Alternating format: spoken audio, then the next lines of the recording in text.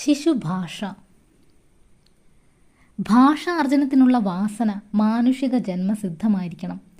അനുകൂല സാഹചര്യങ്ങളിൽ ഏതു മനുഷ്യ ശിശുവും ഭാഷ സ്വായത്തമാക്കും.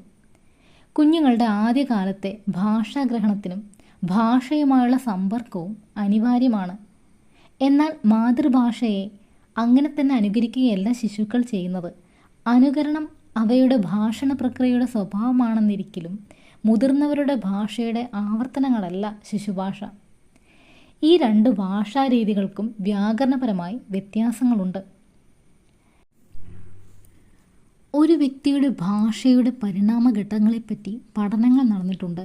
ജനനം മുതൽ 15 വയസ്സ് വരെ, 15 വയസ്സ് മുതൽ 30 വയസ്സ് വരെ, 30 വയസ്സ് മുതൽ 60 വയസ്സ് വരെ, 60-ന് ശേഷം എന്നിങ്ങനെയാണ് ക്രമം.